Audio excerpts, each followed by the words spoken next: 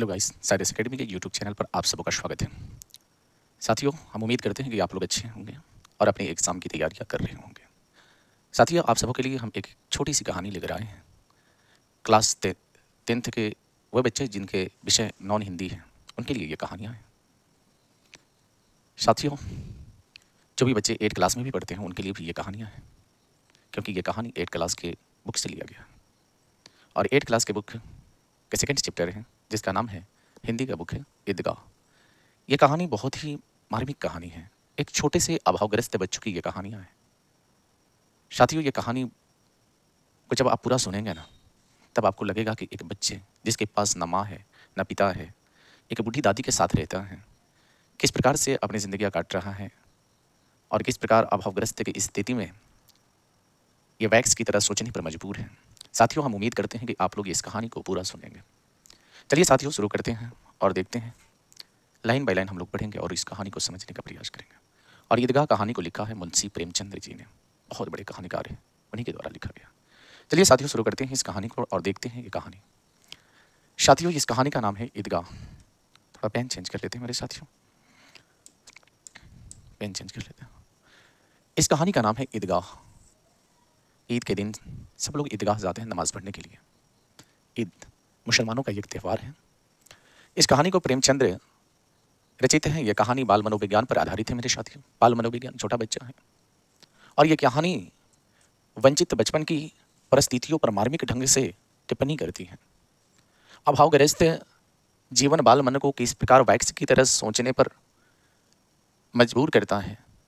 हामिद एक छोटा सा बच्चा है जो 4 से 5 साल का है।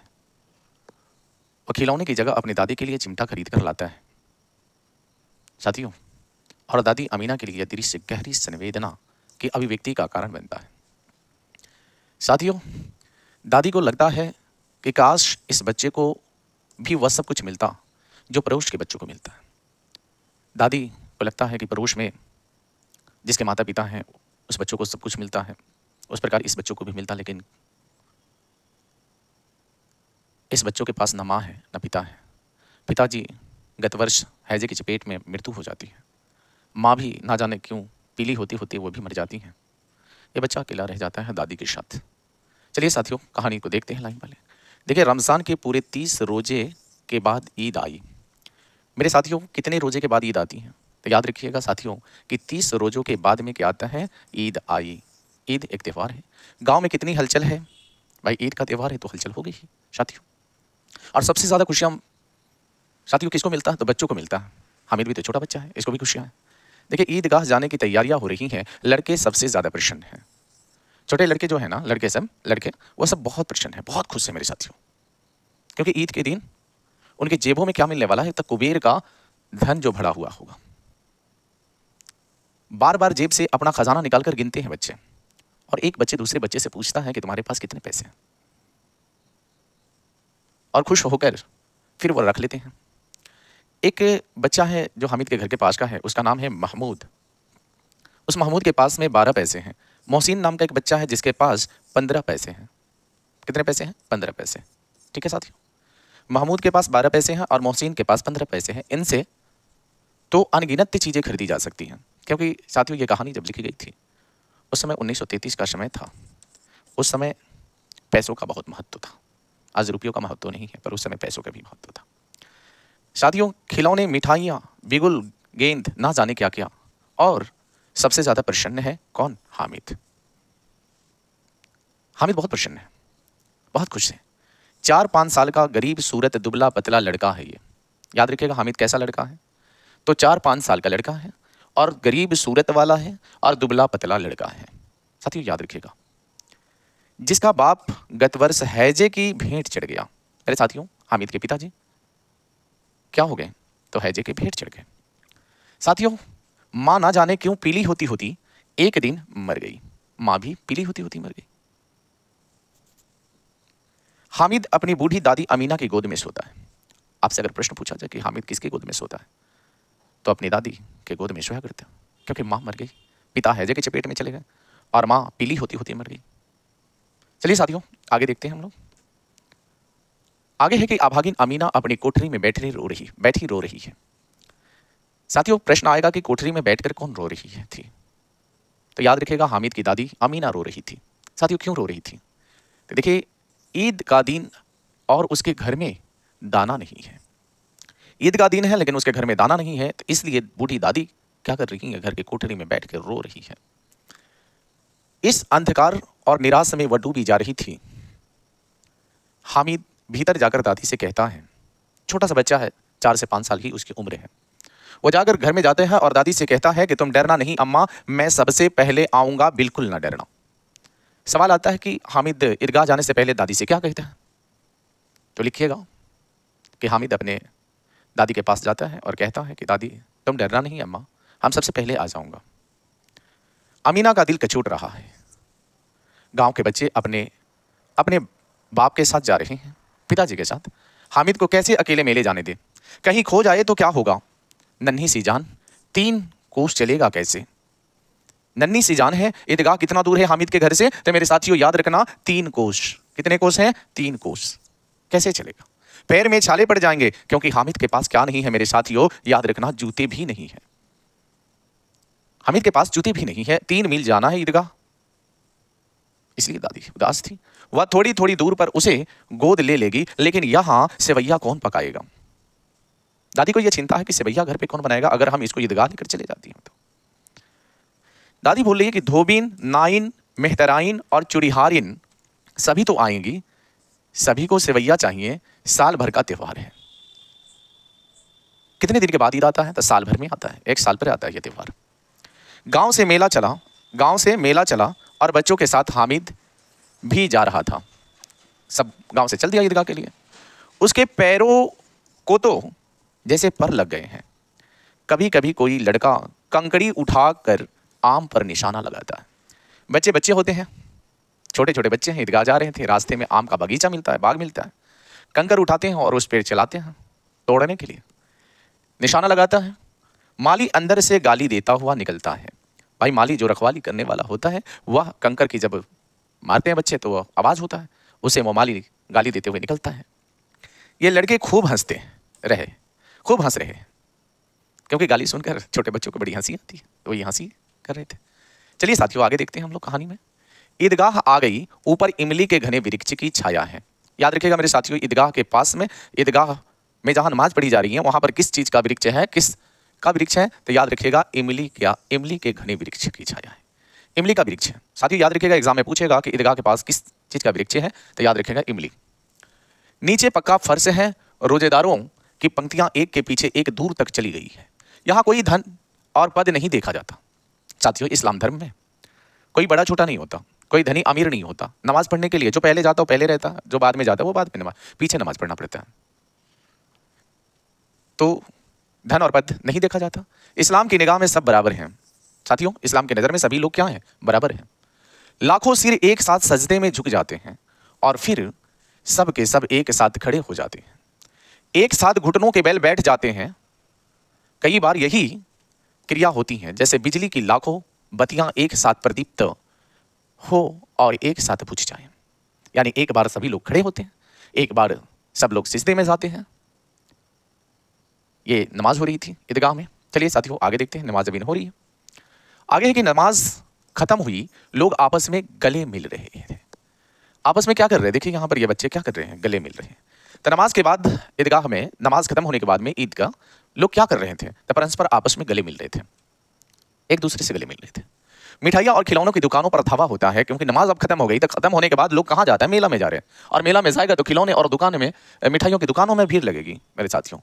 तो याद रखिएगा, तरह तरह के खिलौने हैं, सिपाही है, गुजरिया है, राजा है, वकील है, भिस्ती है, धोबिन है, साधु है। महमूद सिपाही लेता है। अब एग्जाम में पूछता है कि महमूद मेले से क्या खरीदता है? तो साथियों याद रखिएगा कि महमूद सिपाही खरीदता है।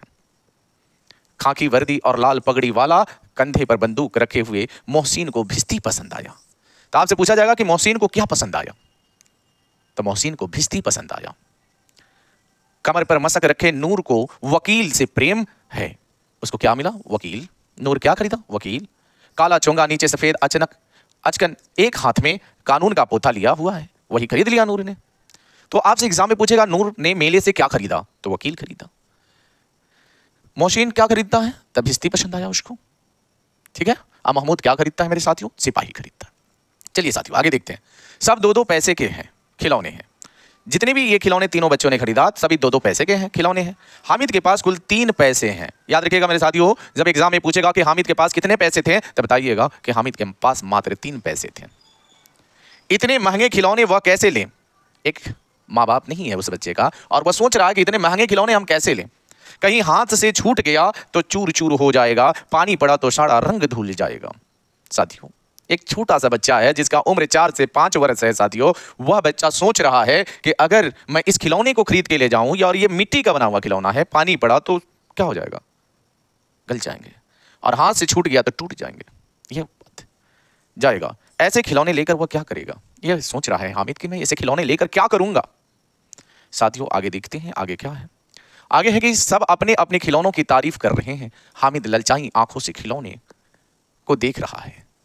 अभी देख रहा है हामिद, अभी हामिद कुछ खरीदा नहीं है, अभी मेले में सब खिलौने खरीद रहे हैं, हामिद देख रहा है।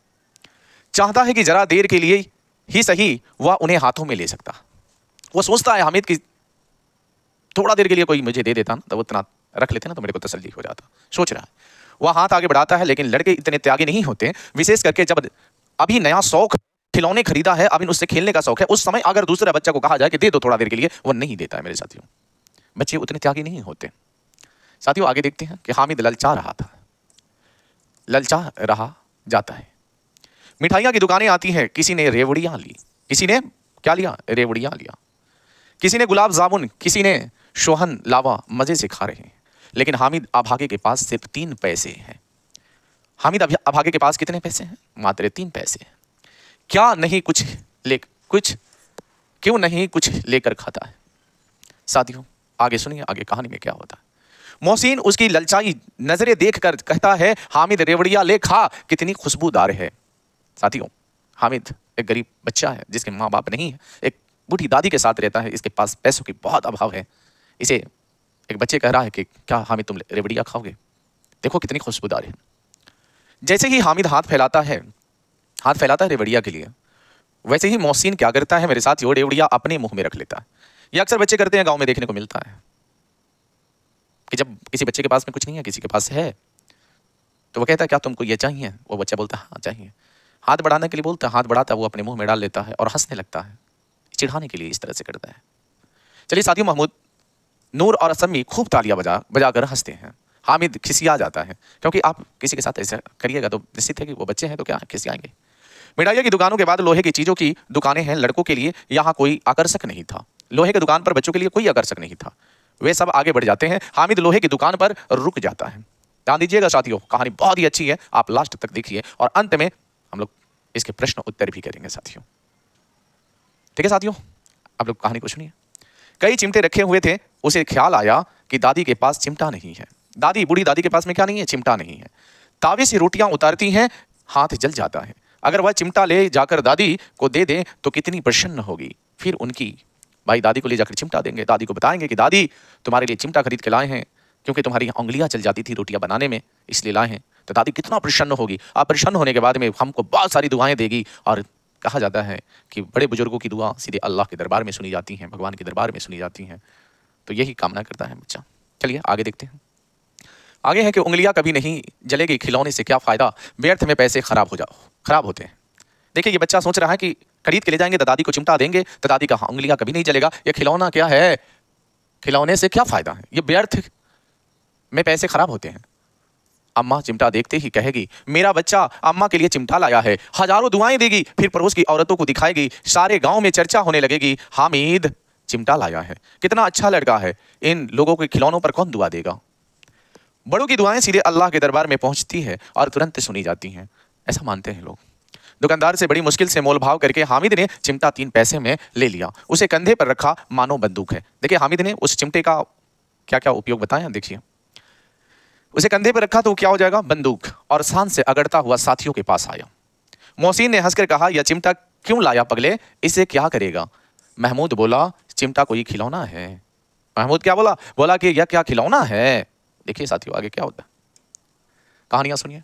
हामिद बोला क्यों नहीं, अभी कंधे पर रखा तो बंदूक हो गई। हामिद ने क्या कहा? कहा कि कंधे पर रखा ना ये चिमटे को तो ये मेरा क्या हो गया? बंदूक हो गया। हाथ में लिया फकीर का चिमटा हो गया। चाहूं तो अंजीर का काम ले सकता हूं। एक चिमटा जमा दो तो तुम सबके सारे खिलौने जान निकल जाएंगे। तुम्हारे खिलौने पर चिमटे का बस बाल भी बाका नहीं कर सकते। मेरा बहादुर शेर चिमटा है। देखिए यह हामिद ने अपने खिलौने की तारीफ कितनी, चिमटे की तारीफ कितनी बेहतरीन तरीके से किया। सभी बच्चे का मुंह बंद हो जाएगा। देखिए समी ने खंजरी ली थी। अब एग्जाम में पूछेगा कि समी ने क्या खरीदी, तो खंजरी ली थी। प्रभावित होकर बोली मेरी खंजरी से बदलोगे? अब देखिए इतना बेहतरीन तरीके से उसको बताया कि वह अब प्रभावित हो गई समी और बोली क्या मेरे खिलौने से तुम बदलोगे? हामिद ने खंजरी की ओर उपेक्षा से देखा। मेरा चिमटा चाहे तुम्हारी खंजरी का पेट फाड़ डाले। चिमटे ने सभी को मोहित कर लिया और उन्हें 3-3, 4-4 पैसे खर्च किए पर कोई काम की चीज ना ले सके। हामिद 3 पैसे में ही क्या किया? रंग जमा लिया, अपने साथियों में रंग जमा लिया। देखिए सबने अपने अपने खिलौने देकर चिमटा पकड़ने का प्रस्ताव रखा। अब देखिए हामिद चिमटा खरीद के लाया। सबने पहले हंसा, लेकिन बाद में जब उसने बताया कि मेरा चिमटा कंधे पर रखेंगे बंदूक हो जाएगा, नीचे रखेंगे लटका के चलेंगे तो फकीर का चिमटा हो जाएगा। तो ये सारी बातें सुनने के बाद में सब प्रभावित हो गए और सबने प्रस्ताव रखा कि बारी बारी से हमें तुम चिमटा छूने दो, मैं बारी बारी से अपना खिलौना देंगे, तुम भी अपना खेल लेना। हामिद मान गया।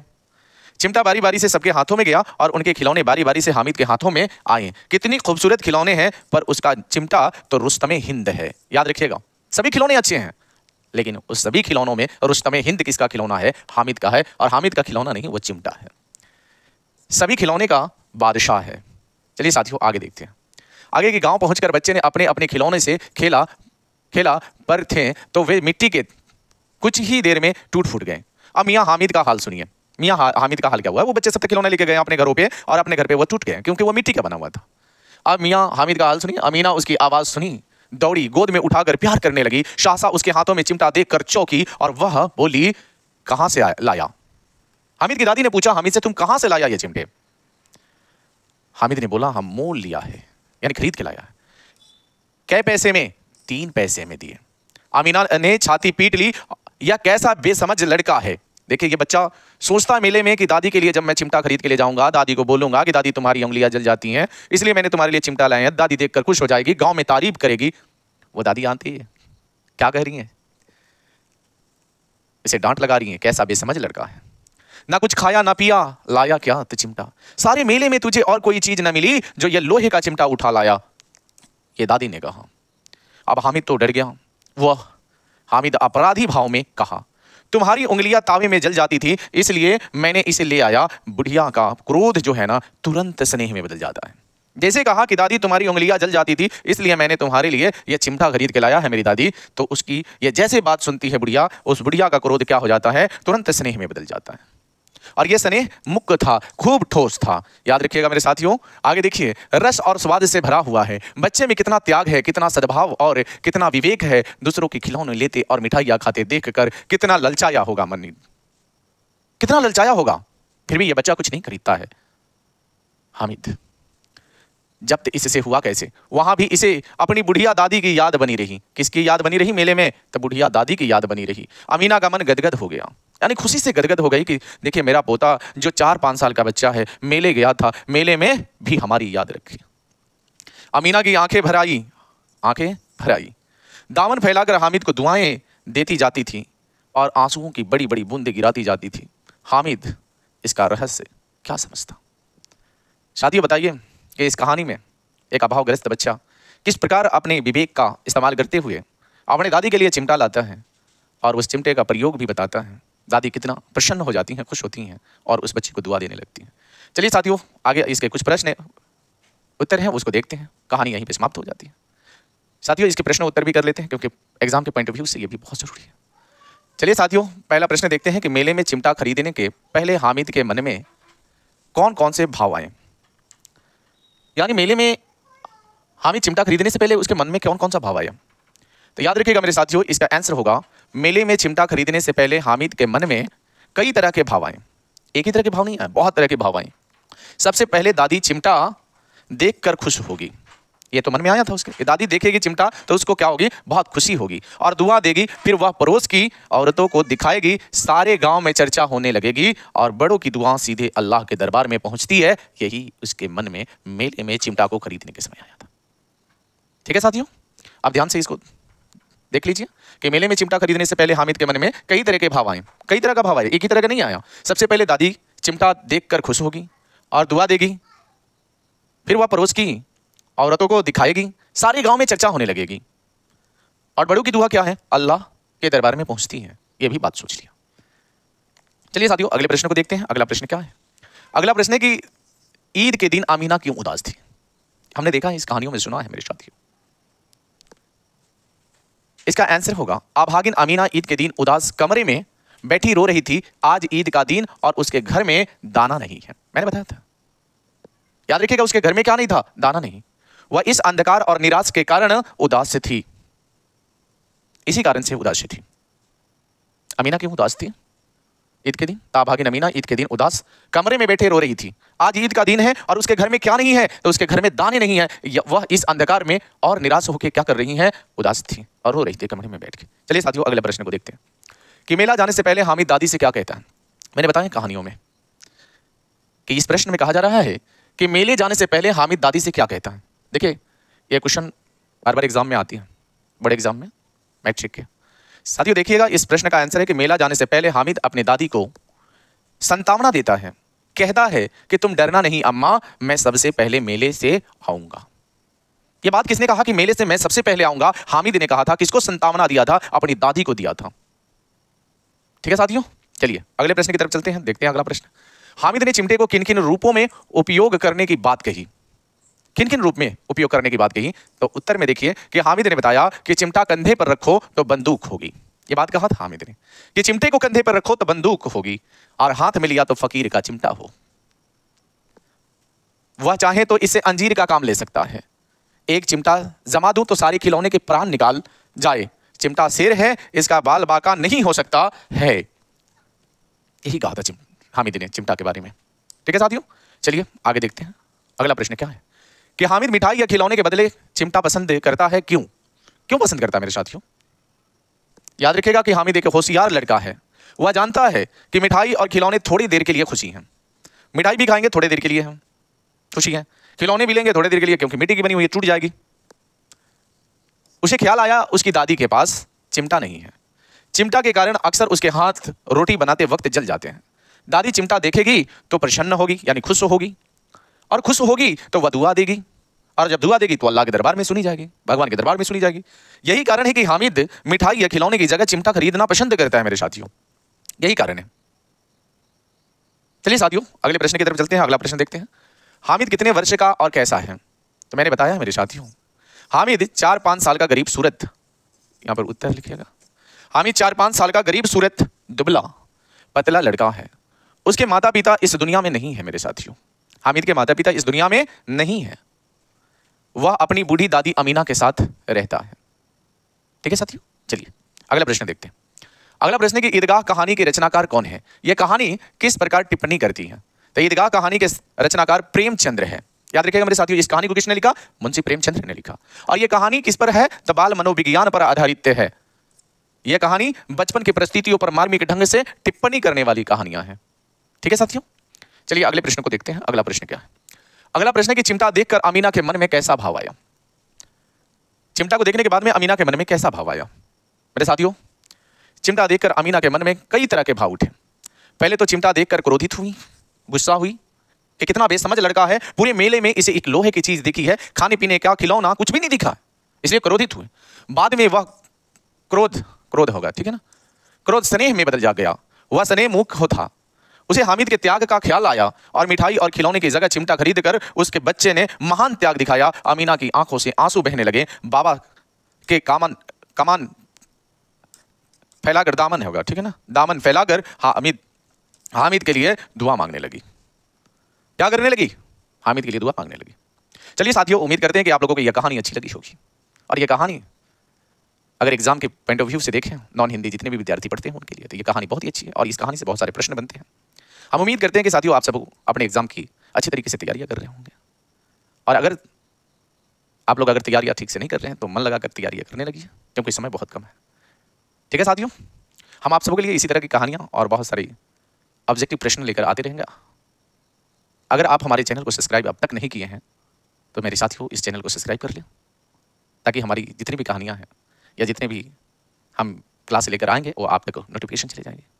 चलिए साथियों, विदा लेते हैं। जय हिंद, जय भारत।